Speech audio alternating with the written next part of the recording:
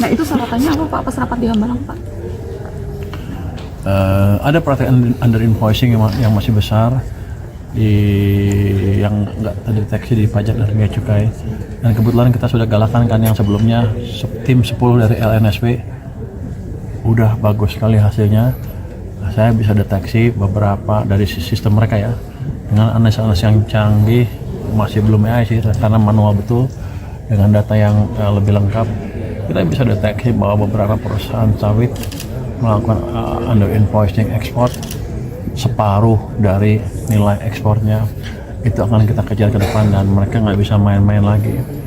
Kita akan pakai teknologi AI segala macam untuk memastikan semua potensinya kita dapatkan dan nggak bocor. Kalau Anda tahu, pajak juga di banyak industri-industri liar yang nggak kena pajak. Ada yang saya tahu baja dan bukan batak apa? Bangunan, barang bangunan ya. Yang pengusahanya dari Cina, punya perusahaan di sini, orang Cina semua, nggak bisa bahasa Indonesia, jual langsung ke klien, cash basis, nggak bayar PPN, saya rugi banyak itu. Nanti kan kita tindak dengan cepat. Ada baja, ada perusahaan bangunan tadi.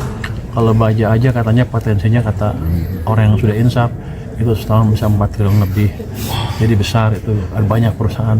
Tapi yang saya heran adalah ada perusahaan yang semiliar itu yang perusahaan dari asing, full asing bisa beroperasi di sini. Sementara orang pajak selama ini seperti agak tutup mata. Kalau saya tahu kan mereka pasti lebih tahu dari saya.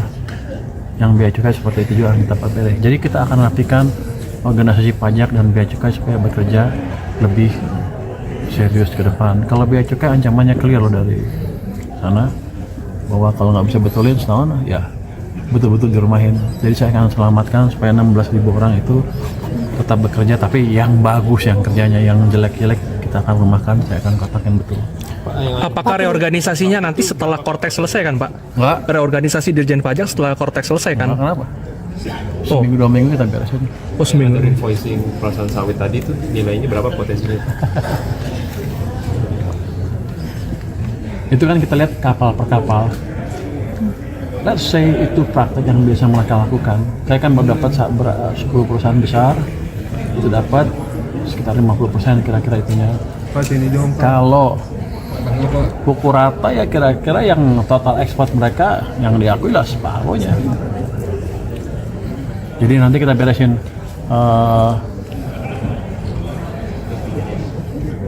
mungkin kalau saya nggak tahu level pendidikannya seperti apa, tapi yang jelas kita akan kasih message ke mereka ke depan nggak bisa begitu lagi kita sikat perusahaan-perusahaan. Saya nggak peduli Siapa aja Pak? Namanya dari nanti lah orang mulai itu dituntut gua. TBK nggak Pak? Baja ya, Gimana Pak? baja ada perusahaan baja Cina loh di sini loh, operasi di sini loh. Namanya mungkin mereka beli KTP tapi dia nggak bayar PPN.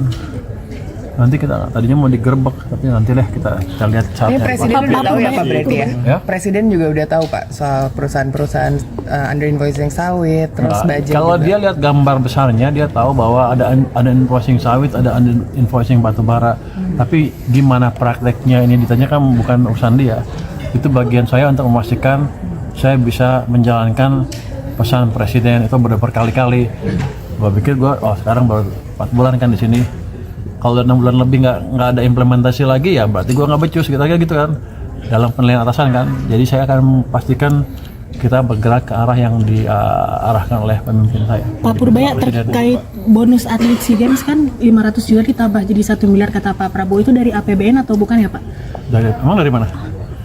Apa dari kantong Pak Prabowo? Enggak lah, dari APBN. Emang nggak boleh ngomong itu?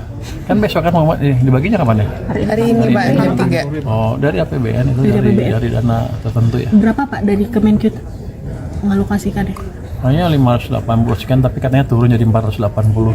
Saya detailnya yang tahu itu di Kementerian 480 miliar Pak. ya. Oke, makasih. Pak berarti itu juga gara-gara praktik undervoicing itu ya Pak? Under invoicing apa? Ya akhirnya DHE SDA itu ditetapin 100% begitu. Gara-gara itu salah satu alasannya. Enggak, itu karena mereka cuma taruh di situ biasanya mereka taruh di bank kecil langsung kan rupiahin tuh, pindahin ke bank kecil, langsung beli dolar lagi keluar.